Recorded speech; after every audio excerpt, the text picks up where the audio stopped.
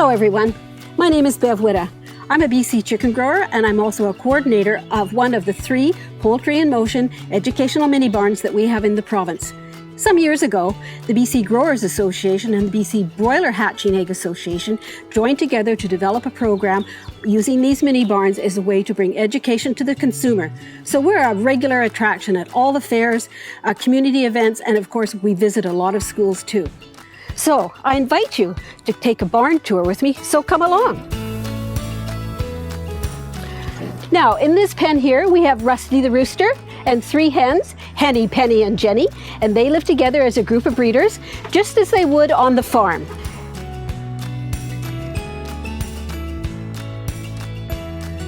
There are 2 main varieties of meat birds in Canada, Cobb and Ross.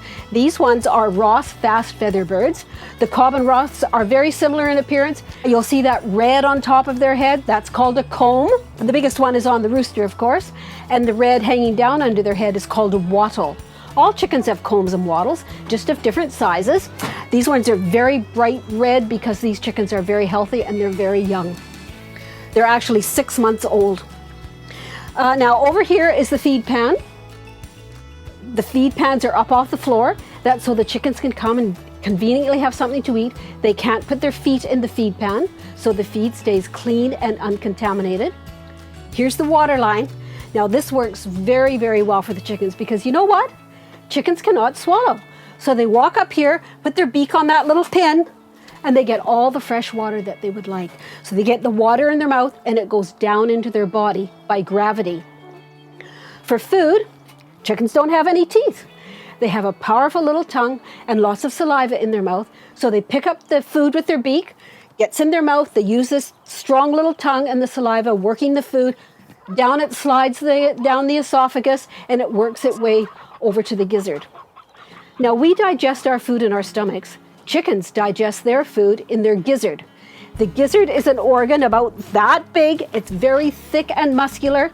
They must have a bit of grit in their gizzard because it's the muscles on the gizzard and the grit that grinds up the food and that's the digestion process.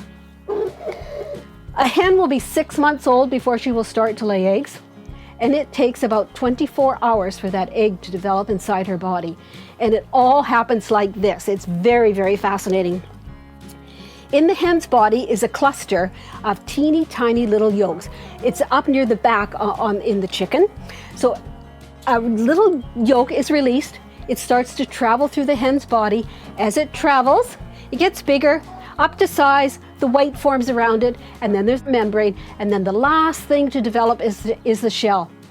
As soon as the shell is around it, there's a message that goes to the hen's brain, and it tells her, come on, my dear, it's time to get to the nesting box. So here are the nesting boxes. The hen climbs in there, she settles down, she's very quiet, and you know what? The other chickens never bother a hen when she's sitting in her nesting box. So she'll lay her egg, the egg rolls down out of the nesting box into this catch trough here, and that's where it stays, keeping safe and clean. And then the farmer will come into the barn a couple of times a day to gather up the hatching eggs and get them ready to go to the hatchery. At the hatchery, they go into the incubator. That's for 21 days at 35 degrees, a very science-based process and program of hatching eggs in the incubator. On day 21, that chick is ready to get out of the egg. He will use the egg tooth on the side of his beak. He starts pecking a hole. That's called pipping, making that hole bigger and bigger until he can finally just lift up his wings, give a little wiggle, and the shell bursts apart. The chick is hatched. Now, when he first hatches, we don't think that he's very cute because he's kind of wet and gooey. So we call him a green chick. He stays in the hatching room. The warm air in there dries him off and fluffs him up, and they start getting ready to go to the farm. We're going to move on to chapter 2.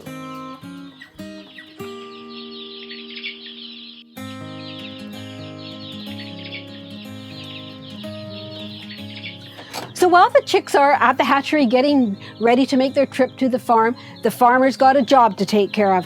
As soon as we ship birds out of the barn, we go in the next morning with a skid steer or a small tractor to clean out all the manure and all the sawdust. Then we go in with a backpack blower to blow out all the dust. We follow that with a hot water power washer. We wash all the equipment and we wash the walls, getting the barn spick and span clean. Next comes the fogger that we fill with disinfectant because we want this fog of disinfectant to be circulated around the barn by the fans, and it's all about getting rid of germs. So the disinfectant goes into all the cracks and all around the equipment. A farmer works hard at this part because we all believe that if we keep germs out of the barn, that's the best way to keep our chickens healthy. So we put a lot of time into that one. Next, it's time to bring in some fresh sawdust. Put in the sawdust, put the feed pans down on the floor so the chicks can jump in and out of the feed pans. Put the water line at the right height, perfect for their beaks. We put rows of paper down the barn and load the paper up with feed so that when the chicks come, it's all ready for them. Of course, the barn is heated up right to 32 degrees Celsius. That's the comfort level for new chicks. That's what they have to be at. So the chicks travel to the farm in an environmentally controlled hatchery truck, keeps them in perfect condition, the right temperature, the right amount of humidity and air going through the back of the truck. They come to the farm, we wheel them in, lunch is served. We put the chickens right on top of the feed. They start eating. They notice the shiny water line. They go over and have a drink. And of course, it's warm and cozy and it's perfectly clean.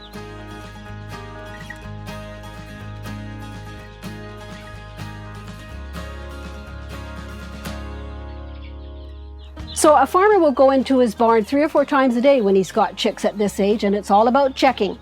He's looking to see that they're eating, drinking, sleeping. Some will be playing around, or actually lots will be playing around, and they'll be making their peeping sound. When he sees those 5 things happening, he knows his chicks are off to a good start in this lovely, clean, and warm and cozy environment.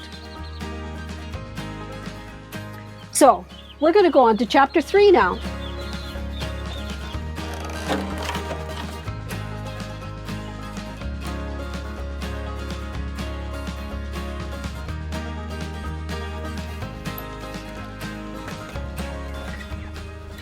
In this barn here, we have the broilers. These broilers are 6 weeks old. We often refer to them as the teenagers. You'll notice that they have lots of feathers on them. They're well covered, so we don't need any supplemental heat in the barn at this age.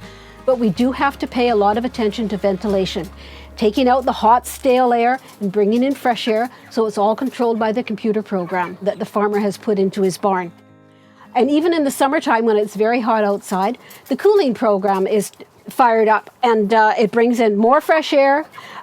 Some barns have a misting system that lets a moisture in the form of a very fine mist be drawn across the barn. The chickens don't get wet, but it cools the air and keeps the temperature down at comfort level. The newest technology is tunnel ventilation. That's big fans operating, and the air is passed over cooling pipes, and that also cools the air in the barn. So on a hot summer day, it's a treat to have to go in the barn because we know it's going to be very, very comfortable in there. The best for the chickens.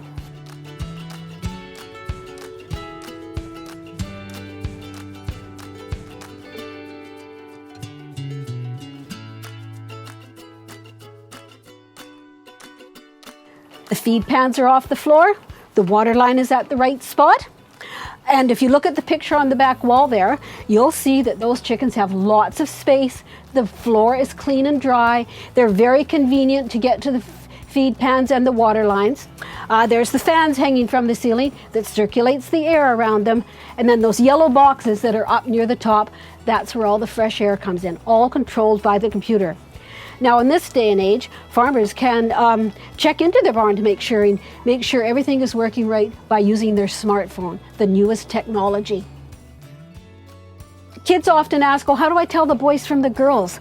Well, if you look at the chickens, you'll see the ones there, they have a larger and redder comb and wattle. They're the roosters.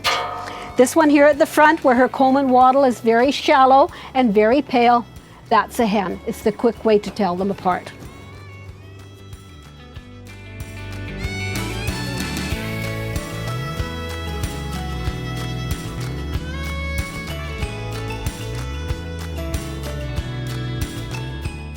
Now, I have some more exciting information about our industry that I'd like to share with you, and a lot of this comes from people asking us questions, so we've turned it into this type of a project. First off, Canadian poultry feed is a grain ration with vitamins and minerals. So the grains in this feed are corn, wheat, and barley with the right amount of soy meal and, of course, added vitamins and minerals, because we have to pay attention to the chickens' diet just as we do our own, and that's what's going to keep them healthy. You will notice the size of this feed. This is a crumb, chick starter crumb.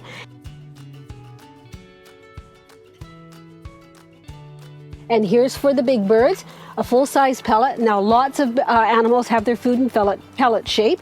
This is chicken pellets. And it's all about the feed fitting the size of the beak. So this is what fits the chick's beak. Of course, we would never feed them this pellet because they'd work very hard trying to break that into little pieces to get enough to eat, but they'd get exhausted first. So it's very important if you're feeding chickens that you give them the feed that matches the bird. And of course, a topic that's been around for a little while now is that of antibiotics. Since May of 2014, Category 1 and Category 2 antibiotics have been removed from chicken feed. It's all about concern for the consumer. So this is now regulated by the Canadian Food and Inspection Agency. There's this publications on our website, so if you're interested in this, please get yourself a copy of this. Now, I'd like to talk about these eggs. These are hatching eggs, a dozen hatching eggs from the Ross fast feather meat birds. Notice the color. So I can tell you that white hens usually have white-shelled eggs. Brown hens lay brown-shelled eggs. So we have those lovely white Ross meat birds down there laying these eggs with a bit of color to the shell, kind of beigey.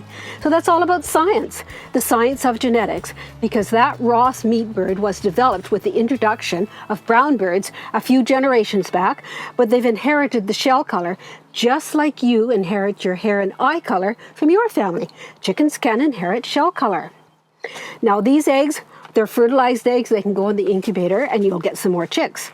The eggs that you buy at the store, they will never be able to have a chick grow inside them because in the table egg industry, hens and roosters do not live together for the table eggs to come to the store. So lots of people have tried it, and that's why the eggs are not fertilized, so you'll never get a chick that way. The Canadian poultry farmers give their chickens free access to feed and water. They roam around the barn, and when they're hungry or thirsty, they go get what they want. They don't have to wait for somebody to come and do chores, because in the last feed pan, there's a little limit switch, so when the feed pan gets empty, the auger turns on, and the feed comes in again and fills up all the feed pans, and then it shuts off till next time. The farmer goes into his barn several times a day, and that's mostly to check, to make sure that the feed pans have feed in them. The water line, you can see the little blue ball floating in the stand pipe. That indicates that there's water down the water line, and he's making sure that there aren't any leaks, because we don't want wet bedding. And so he's walking, looking at the equipment, and of course observing the birds to make sure that they're happy and comfortable too. Canadian farmers keep their chickens healthy and safe at all times. We keep them locked in the barn, free run on the floor. We have a generator that if the power goes off, the generator starts up and the lights and the motors are all running again in only 3 seconds. The chickens barely know what has happened. We have an alarm system in case there's a problem with the heat and the computer registers that it's either gone too high or it's gone too low. The computer sets the alarm off. We can hear the howler, we get phoned by the alarm company, and someone just gets over there very quickly to take care of what the problem is. And we never go away from the farm without having somebody close by that they can go in and take care of this emergency and get it fixed up right away for these chickens. We have lots of programs we have to follow in Canada. Canadians are always concerned about animal care. So we have an animal care program filled with regulations about how we have to provide for our birds and how they have to live. We have a biosecurity program all about the rules about keeping germs out of the barn. And you know, when we're working our barn, we have to change our boots when we go from floor to floor. And that's all about not transmitting any germs or any diseases throughout the barn. We don't let visitors in our barn, and I certainly don't take my dog in the barn. And it's all about the chickens' health and welfare. We have people who come around every year. They're called auditors. They check our barn, make sure the equipment's all working properly. They check all our records. They walk around the barn. They observe the birds and, of course, check all the paperwork. and we have to have everything in order. We have to have a water test, and so we have to meet all these requirements so we get our certificate so we can keep on chicken farming. Now, of course, if there are any problems, we have a time limit to get them fixed, because that's the high standard of production in our industry. Now, here's a very important one. A lot of people talk about this. No hormones or steroids in Canadian poultry feed, and that's by law since 1963. Now, of course, hormones and steroids are chemicals that can be fed to living creatures to have them grow bigger, faster. Well, a lot of people think, oh, you must do that with your chickens. Nope, our chickens grow so strong and healthy because of the science involved in the industry and how the farmer takes care of them. We keep the germs away from them, so of course they stay in very fine health. So no hormones and steroids in Canada. Other countries have different regulations. Now, we are so lucky in Canada. We have different types of chicken that we can buy at our grocery store. We have mainstream chicken, as this is. We have organic chicken. For a farmer to raise organic chicken, he has to meet the requirements of the provincial organic board. And the biggest component of that is feeding them organic feed. We have specialty chickens. They are little small birds, Silkies and Taiwanese chickens, very popular with the Asian community. They use it in their cultural recipes. They use them mostly for their broth. And so there's a high demand for that type of chicken over in the mainland. And most of that is grown in the Fraser Valley. We have chickens that's raised without any antibiotics at all, even the allowed ones in their feed ration. And that goes on in the industry. But you know what? The bottom line is, you don't have to worry about what type of chicken that you buy, because all classes of chicken have to follow all the regulations in Canada. So you don't have to consider buying one over the other, because I think this one will be better at it. It has better rules applied to it. Our industry is sustainable and has sustainability, and that's because it's all based on science. We're always working with our feed formulas to lower the feed conversion rates. We are the lowest carbon input of all livestock production in Canada. And we meet all the environmental regulations, and that's what's keeping our future for our chicken industry, because we work on sustainability and what's needed to keep it that way. Now, careers. Lots of high school kids ask about, how can I be a farmer and what can I do for a job in agriculture? Well, there's many jobs involved, and you know what? You don't have to go out and buy the farm to be involved in agriculture. We need truck drivers with class 1 so you can drive the feed truck. We need people to work on the farm. We need people for scientists and that work in the lab and developing at the feed companies. We have agricultural involvement at the banks, because they're always working with the growers on their financing and stuff like that. So there's lots of jobs in agriculture. Just bring your positive attitude and your work ethic, and there's a place for you. Thank you for visiting at the Poultry in Motion Educational Mini Barn, and thank you for listening to our presentation. The BC chicken farmers do offer their thanks and appreciation as well. I'd like to give you some numbers that go along with our industry. In Canada, there are 102,000 jobs as a result of the chicken industry, which results in $1.9 billion in taxes. In BC, there is $1.1 billion contributed to the GDP. 14,000 jobs and $204 million in taxes raised. Those are some whopping numbers. So we really appreciate the consumers supporting our industry, because that's what brings about these high numbers. Thank you for touring the mini barn with me. That was great fun. And we'd also like to thank you, the consumer, for your support of our industry. Because you know what? Chicken is the #1 meat in Canada right now. And that's easy to explain why. It's very affordable, it's high in protein, low in fat, and rich in minerals and vitamins. So a little 30-gram serving of chicken with your meal is going to keep you in good health as well. So we look forward to meeting up with you again at the next fair, community event, or at the school near you. Please come on over for a good old-fashioned chicken chat.